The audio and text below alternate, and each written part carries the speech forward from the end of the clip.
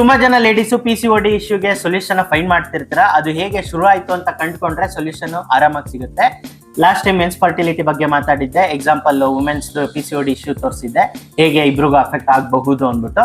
ಹಾಗೇನೆ ಆಗಿನ ಕಾಲದಲ್ಲೆಲ್ಲ 13-14 ಇಯರ್ಸ್ಗೆಲ್ಲ ಮನೆ ಕೆಲಸ ಮಾಡಕ್ಕೆ ತಯಾರು ಮಾಡ್ತಾ ಇದ್ರು ಲೇಡೀಸು, ಹೌಸ್ ವೈಫ್ ಆಗಕ್ಕೆ ಅವ್ರ ತಾಯಂದ್ರು.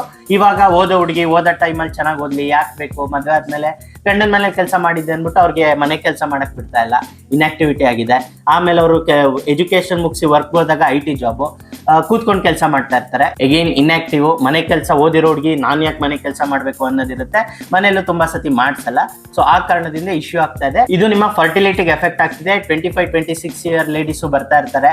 ಸೊ PCOD ಇಶ್ಯೂ ಇರೋದ್ರಿಂದ ಆಲ್ರೆಡಿ ಏಜ್ ಆಗೋಗಿದೆ, ಮಿಸ್ಕ್ಯಾರೇಜ್ ಆಗಿ ಅಬಾರ್ಷನ್ ಎಲ್ಲ ಆಗ್ತಾ ಇರುತ್ತೆ. ಸೊ ಇದ್ರ ಬಗ್ಗೆ ಗಮನ ಕೊಡಿ. ಎಗೇನ್ ಮನೆ ಜಾಬ್ ಮಾಡದೇ ಇದ್ರೆ ತೊಂದರೆ ಇಲ್ಲ, ಅಟ್ಲೀಸ್ಟ್ ಜಿಮ್ ವರ್ಕೌಟ್ ಆದ್ರೂ ಯಾವುದೋ ಒಂದು ರೀತಿ ನೀವು ಆಕ್ಟಿವ್ ಆಗಿ ಇಟ್ಕೊಂಡು ಹೆಲ್ತಿ ಫುಡ್ ತಿನ್ನಿ, ಆಲ್ಕೋಹಾಲ್ ಜಂಕ್ ಫುಡ್ ಕಟ್ ಮಾಡಿ.